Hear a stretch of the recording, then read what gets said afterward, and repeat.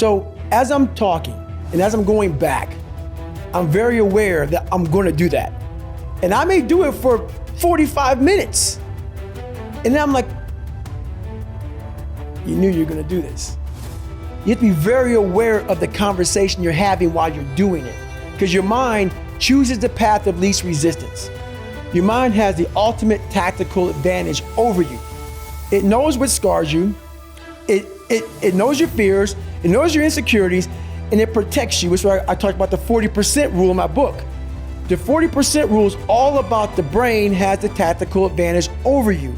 It knows, and it keeps you away from all that. That's why it says don't jump out of an airplane. Don't go in the ocean where there's sharks. It's a protective mechanism. Don't go back.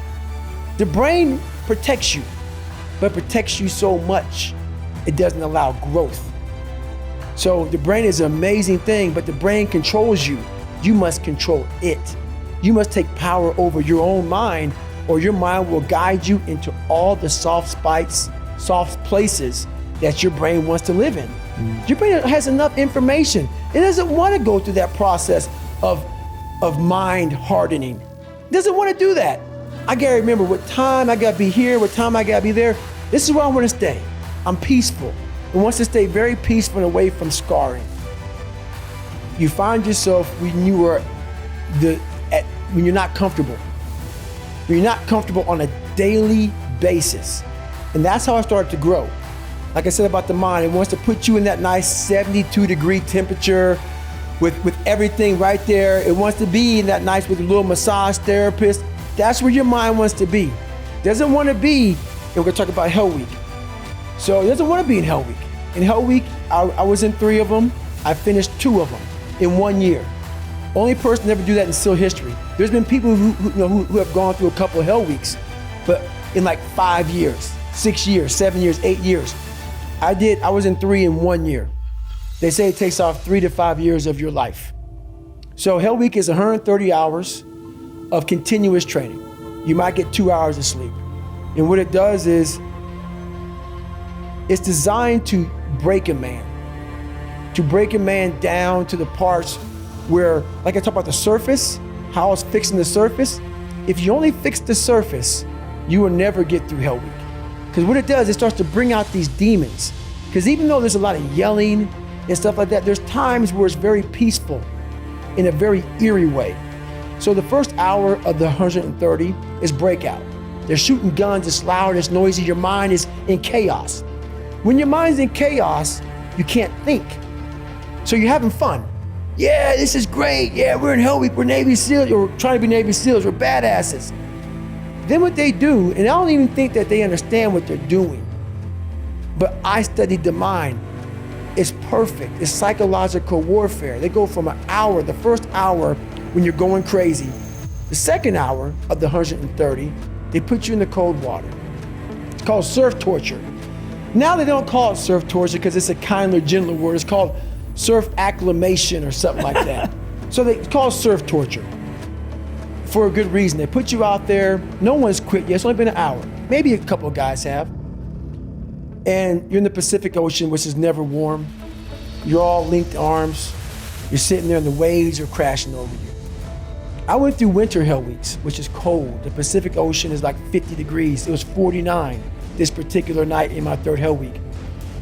And what it does is it makes your mind flip out. We've been doing this now for 3 weeks, being in this water. But for some reason now, the water is colder than it's ever been. It's not. Our minds are fragile. We can process a day. It's hard to process 130 hours. There's no end. There's no end. So the mind starts to ramp up. So you're sitting there, it's quiet, no one's yelling at you, you hear the ocean, shh, shh, and you're freezing. And your mind goes spastic, starts to think, I have another 129 hours. You're not going home, you're getting yelled at, you could be frozen. So you panic, you freak out, and you want to quit. What I realized about the mind is those people who can be in that time and embrace that time and be in that moment and not allow the mind to go to 129 hours on hour 1. It's the control that we don't have in our minds. It's the control that you had to have for 3 months when you're miserable, when you're suffering, when you're laying on the floor, when you're doing all the disciplines it takes to be a monk. You cannot think about the whole process. It will make you, it will make you so insanely crazy. It's impossible. It's inhumane what I'm about to do to myself. You have to be able to break all these big, humongous, painful things in life down to the smallest molecule, because that's all the brain can handle. The brain can't handle hours and hours and hours of suffering, but it can handle right now, I'm in the Pacific Ocean and it's very cold and this is what I'm doing. Don't think about the rest of it. So that's what I learned from Hell Week. That's what I learned from being in 3 Hell Weeks. That's what I learned from all the military. I went to Ranger School, I went to all these different schools to learn all of that, to learn how the mind processes. So I talk about theorists, I talk about practitioners. A theorist is a person who reads a book, doesn't do it, reads a book, learns about something, and then talks about it. A practitioner is myself. A practitioner is a person like me. I wanted to be an expert in the mind, a mental toughness guy, beyond mental toughness. The only way to do that, in my eyes, is to put yourself in hell. Put it in hell repeatedly. Repeatedly put yourself in hell and study how you process it. And that's how I was able to come up with all these different ways, all these different tools to slow the mind down in hell. Because the mind just speeds up. The mind wants to get out of the painful situation, the suffering. It can't process it. So that's what I realized by going through all these different processes of being in Hell Weeks. How you speak to yourself determines how you act. And a lot of you guys make things harder on yourselves than what it really has to be. For example, when we talk about building a company and we talk about sacrificing the weekends and the nights out and the times with friends, the vacations, we talk about it in terms of like it's this painful thing, right? Sacrifice. Or we talk about building a body, or we talk about building your mind through, maybe 75 hard. We talk about sacrifice, and we talk about how hard it is, and we talk about how painful it is, and we almost like hang our hats on that. And I get that. I do that as well. Like, I like to think I'm a bad motherfucker. I like to think I'm putting in the fucking work nobody else will do, and that makes me feel good. But the problem with that, guys, is that sometimes that language can actually make shit artificially harder than what it has to be. And so I want you to do this. I want you to stop thinking of things in terms of sacrifice.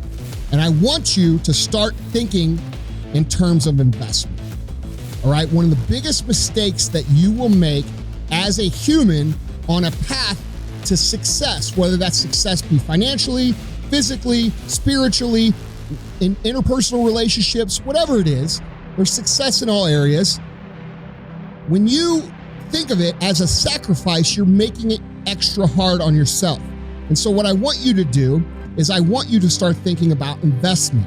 And I want you to understand that when you miss the weekends with the guys, or miss the night out with the girls, or you pass on the trip, or you do this, you're not sacrificing anything. You're actually making an investment, because the investment is delayed gratification, and you just haven't seen the payoff yet. All right? So when you miss a night out to work out, you're not sacrificing a night out. You're making an investment in the future. And that investment in the future is going to create a better life. It's going to create more money. It's going to create better relationships. It's going to create a better body. It's going to create more confidence. When you're getting something in return for what you're giving up, it's not really a sacrifice, it's an investment. And this is something that all of you guys need to get really clear on, because as men especially, and some women, we like to feel tough. We like to feel badass.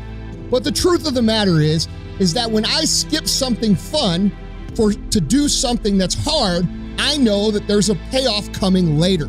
And what this really comes down to is understanding delayed gratification. And if you guys can understand and make the decisions that delay the gratification, you're making an investment. A sacrifice is really just you giving something up.